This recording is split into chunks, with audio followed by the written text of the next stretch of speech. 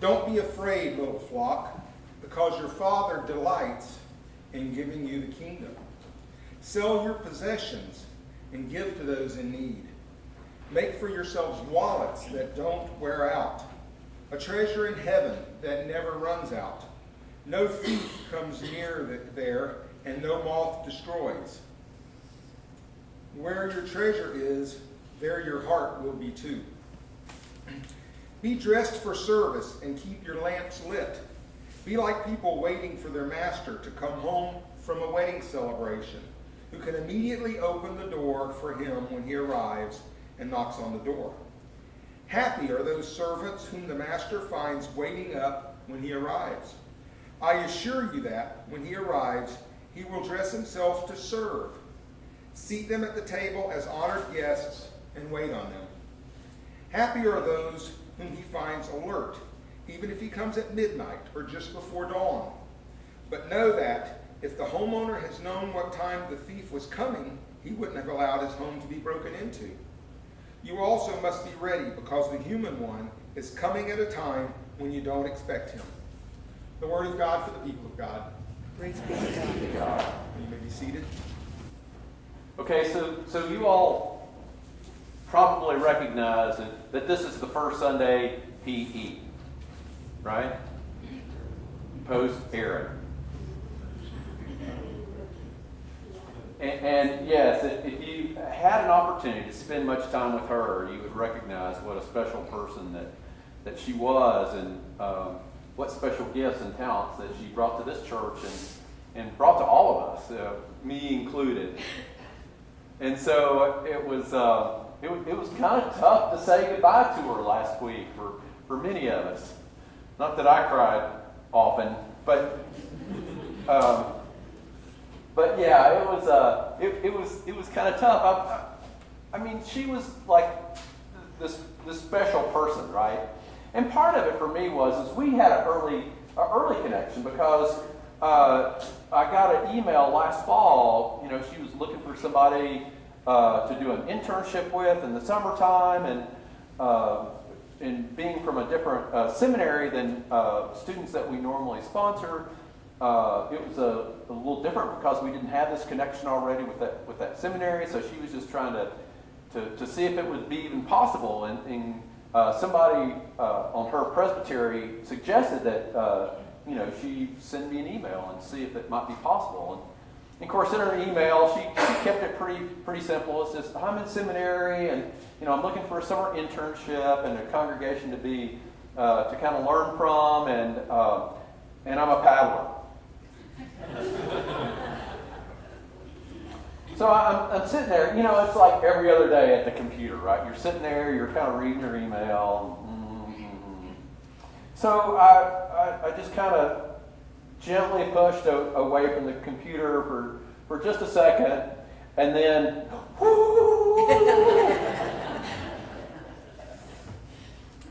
so, as you can probably gather, I was just pretty excited from the get-go. But I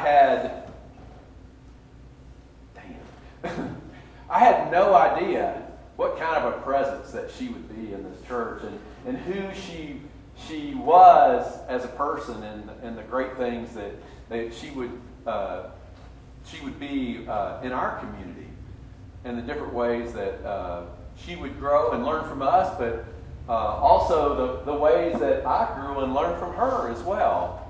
There were days where I'd be thinking, all right, who's the mentor here? I'm kind of lost. Because she was certainly, I felt, wise beyond her years, and just this incredibly graceful presence.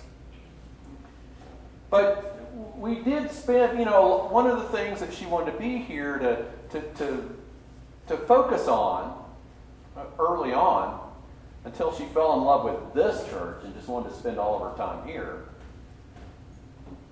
was she wanted to come and just see what this river experience, that setting up sacred space on the rivers might look like. And so that was the reason why the River of Life intrigued her. And so she wanted to be involved in the river community and paddle with other folks and to develop that. And as somebody who hadn't had a lot of chances to develop some of her techniques, she loved being on the river, but was still at a kind of a learning stage. And so oftentimes when we went on the river, I kind of slid right into instructor mode.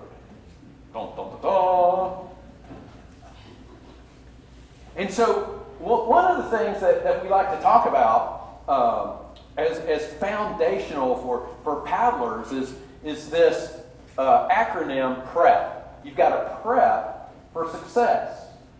Okay? PREP. Now the first P stands for proper posture, or upright posture. And what that does is it actually makes you a little more stable in the boat, because if you're not upright, a lot of times you can get water pressures affecting your boat in more negative ways than at other times. Like if you're leaning back a little bit, what tends to happen is as you might imagine, say I'm leaning back in my kayak, it's going to push the back end down in the water a little bit. Well, oftentimes the water will kind of sneak up behind you and push down on this little part right here, causing a quick opportunity to remember your baptism. and so, which is not all bad, but oftentimes it's not the desired result, right? Okay, there are other ways that we can do that. And so having that good upright posture kind of helps keep you going downstream really well. Now the R in the equation, PR, is for rotation. So we're reminded that we need to turn completely in a new direction to sometimes go where we want to go, right? And if we don't turn ourselves completely in that new direction, then it makes it hard for us to reach our desired destination. we might end up in a bad place on the river that causes us to flip over or have other entertaining antics for our friends. And so that leads us into the next letter, which is E for eyesight. We need to look where we're going. And oftentimes that we find, if we're looking at a bad place on a river, say a rock that we don't want to hit, or a big hole that we don't want to go into that might flip us, or a wave or something, oftentimes we will fixate on that and say, oh, I don't want to go there. Where do you go? There. Right? And so we want to look at the good places that we want to go and not necessarily focus. We want to be aware of them, right? But we don't want to focus on those things. So look at where we're going. And we tend to, in real world applications, we tend to look and then rotate. So you kind of look and then the whole body goes that way. But the acronym doesn't fit quite as well. Okay? Because most people want to prep for success, not be a perp. So we kind of keep this in mind when we're developing these acronyms. And so the last P for PREP is a positive attitude.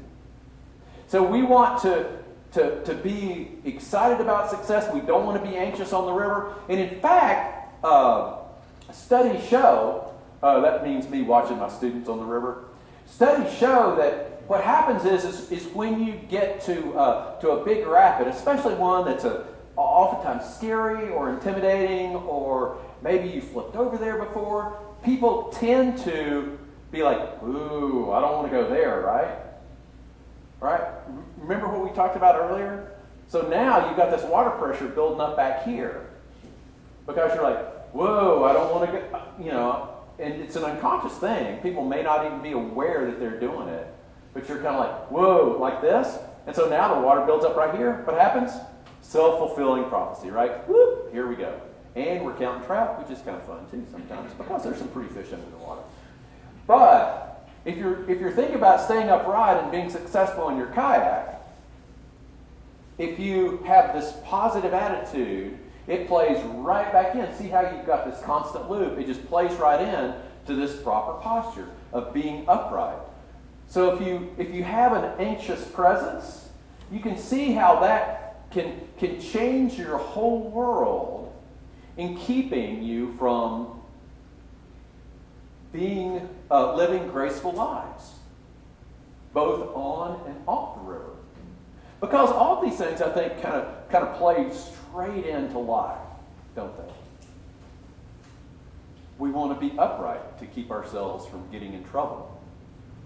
We want to turn towards the good path. We want to keep our eyes directing us on the way that we want to go. And we want to keep that non-anxious presence or a positive attitude. All these things help us and work together for good, that those that float for the Lord, right? And Jesus knew this. Jesus knew this, and in fact, the story right before our story today shows Jesus telling his disciples, guys, take it easy now. Don't be anxious. Don't get so worked up about things. Seek the kingdom, and these other things will work out. Because your Abba Father cares for you, loves you, and wants the best for you, and will provide. Seek first the kingdom. And then he goes on in our story today to talk about wallets that never wear out. Man, wouldn't that be sweet? Have a wallet that never wore out. You should use it forever. Would be even better if it was a wallet that never ran out of money. But if it was a wallet that never wore out, that would be really cool. Now, I had some paddling friends that used to make their own wallets out of duct tape. Who knew? Right? Now, It's important, though, if you're doing this and you're doing it well, you got to make sure when you're building this wallet to put the sticky side on the inside, sticking up next to something, not the outside, or you never get your money out of it. Well, maybe that'd be good for some of us, but so you build this little wallet, and then the beauty is when it starts wearing out, what do? Put on another piece of duct tape. It's like new all over again. It's great. Have you been to Walmart? They've got gray, they've got pink, they've got all these colorful swirls like rainbows and stuff. You can have any kind of wallet you want. And for boaters or just about anybody, right? So what happens if you have a problem, if you put a dent in your car, or if you knock a hole in your boat? No problem. You peel off a piece of duct tape, boom, fixed, and you're off to the races. Life's good. Now, I'm not sure that Jesus was talking about duct tape wallets when he was telling the disciples this. I think he was talking a little bit more in hoping that they would get it on a little deeper level, right? That we shouldn't be so focused on the money thing, that we should be focused on the heart thing.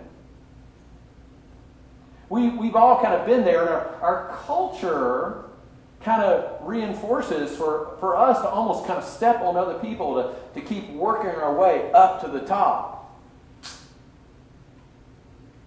When Jesus says, God's got this. God's got your back. Don't you trust God? And sometimes, maybe we don't.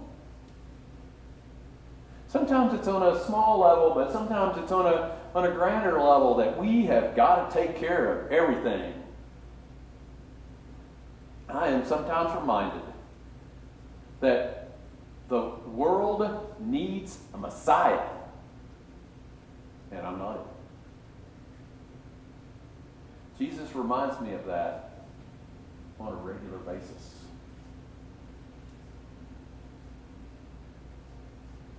And so Jesus says one of the best ways that we can turn from that anxious presence that oftentimes our culture leads us down this path, and in biblical terms, we might say into destruction, or in river terms, into a big crashing wave somewhere that will, at the very least, entertain our friends. That Jesus says, don't worry about that. You see, giving is better than receiving. That offering to others, in being a blessing, we're blessed. And he's right, It seems like every time that I give to be a blessing, I oftentimes get more blessings back than I gave. I tell the story at River of Life, and I know many of you have heard the same story, but when I first went to Haiti and Dr. Eugene, is saying, hey, let's stand by the well, and I'm going to pump some water out, and we're going to have this great photo op, and I'm sitting there like, yeah, this is going to be the best photo ever. Here's Wayner getting, some water in Haiti, and then the water hits my hands. And I about lose it. Because at that moment, I realize what that well really means. I realize that it really does mean life. And I was blessed. I was blessed more than I could ever imagine.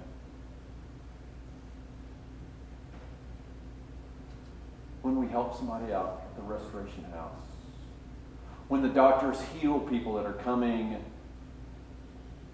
for free medical care, when somebody comes into the garden to get a tomato or some other fresh vegetable, when kids learn how to read and it changes their lives, And they get to do it while dancing around to awesome music. That's a blessing. In all these cases, if we're in on that action, we get blessed beyond imagination. And so Jesus tells us, why not just live that way? Why not have that as your default? Not be anxious, but to experience the kingdom in life-giving ways every day. So how have you experienced God's kingdom lately? Have you been anxious about something going on in your life? And that's okay. It's okay to be intentional about taking necessary steps to make sure that we're cared for and those that we are with us are cared for. But too often, we take it a little bit too far. We get so wound up in it that it controls who we are and steals the kingdom from us. And Jesus says, don't let him steal the kingdom from you. Seek first the kingdom. And you won't be anxious. You won't even think about it. Because you will be so wrapped up in God's grace, in God's love, that you won't have time to be anxious at all. What a gift. What a blessing. What a joy. Amen.